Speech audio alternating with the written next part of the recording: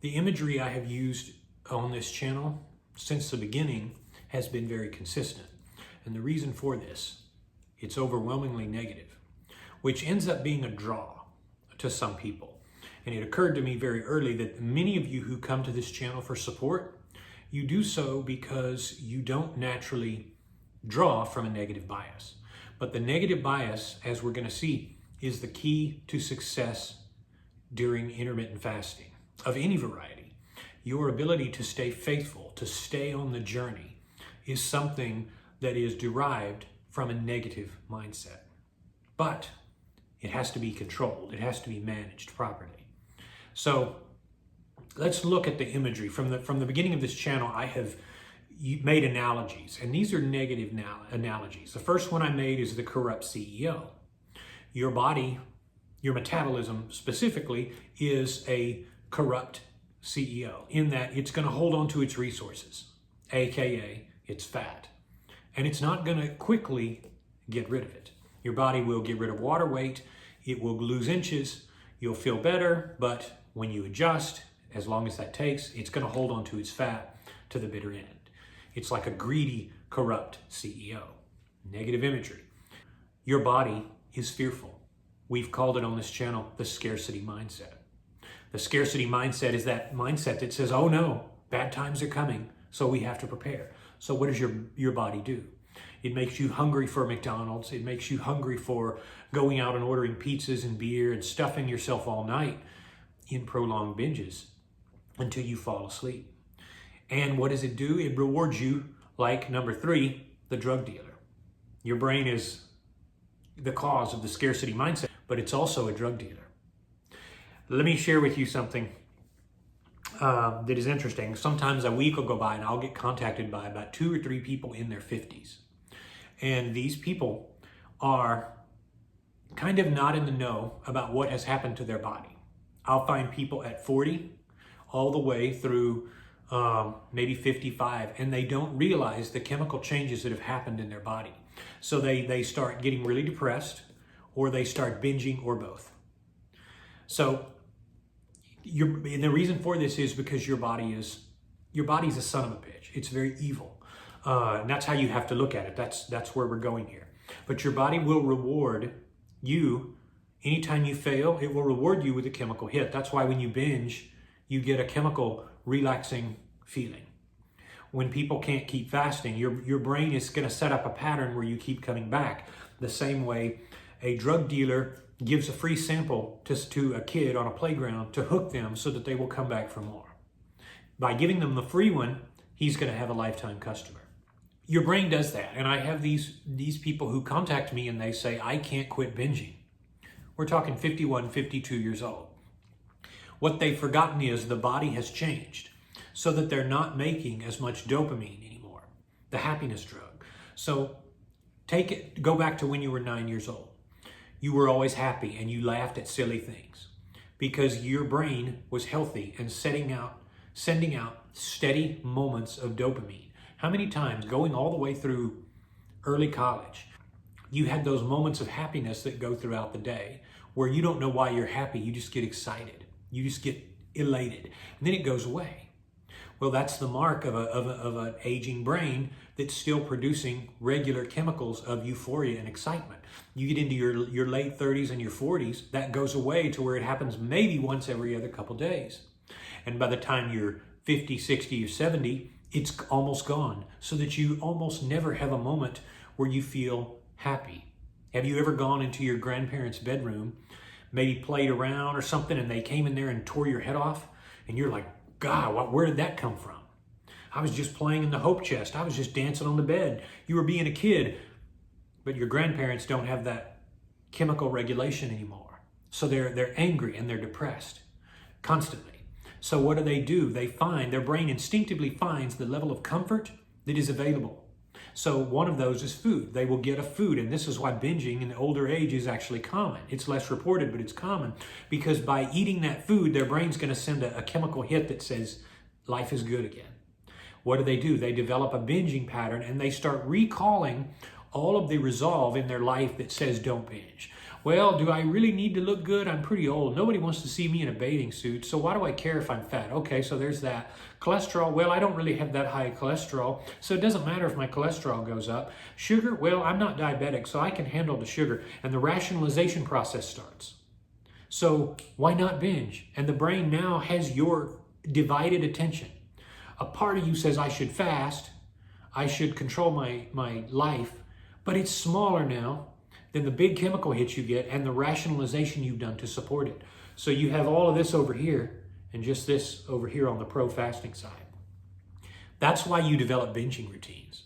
Some of you are not even that age and you've already fallen victim to that.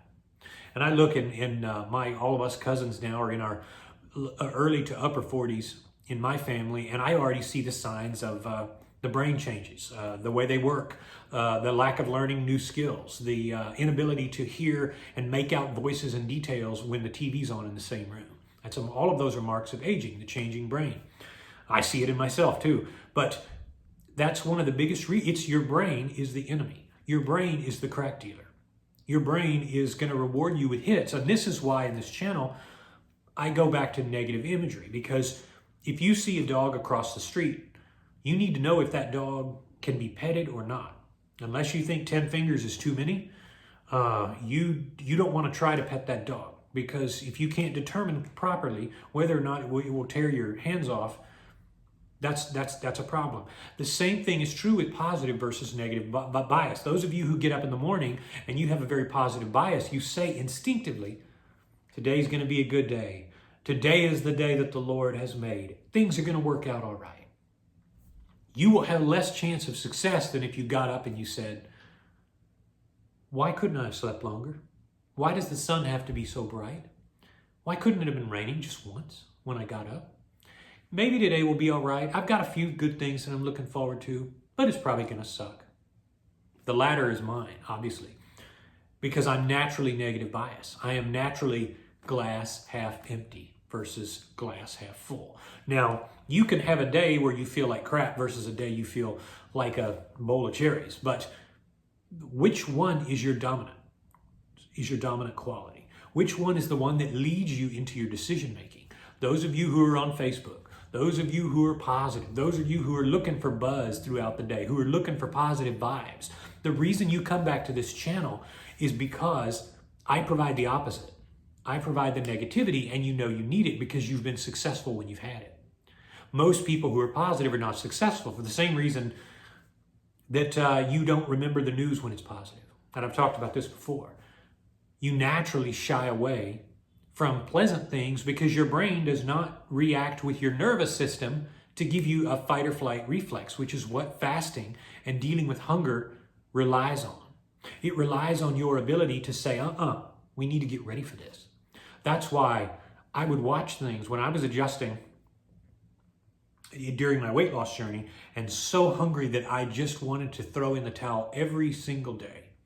I would watch things that got me an adrenaline response, fighting videos, MMA videos, videos of people getting their hearts broken, compilations of people freaking out in stores. And it's like crack to me. It's addictive because it would give me the opposite of what I was wanting to give preference to, which is the celebratory eating, which is the thing that was always the biggest stress for me and still is.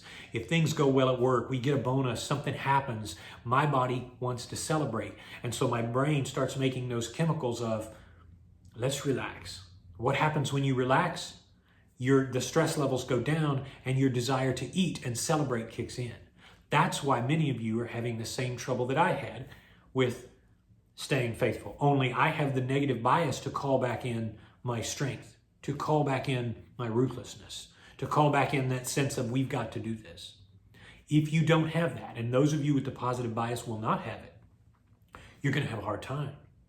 So what's the point here is you need to employ negative imagery for success if you're going to be faithful. You can always come to this channel to get a dose of reality, but you can't always take that with you. So you need to learn to adjust your mind. And the beauty of the mind is that it is a program, just like any computer program, and you can overwrite the way you are. Remember, your body is deviant.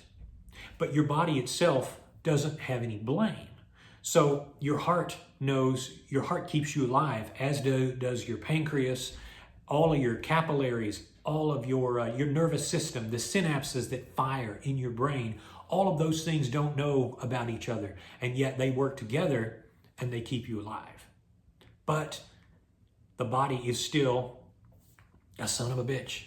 It's a terrible thing, and it will screw you over every chance it gets, because you can never take it for granted. If you don't think of the body that way, then you're going to have problems, because your body, to put it in biblical terms, the spirit indeed is willing, but the flesh is weak.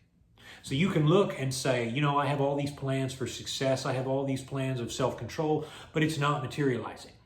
The spirit indeed is willing, but the flesh is weak. So use negative imagery properly.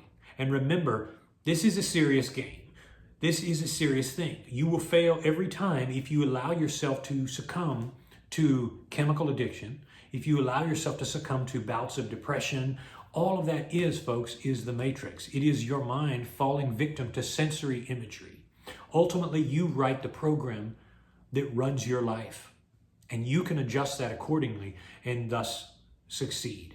Employ the right imagery to succeed.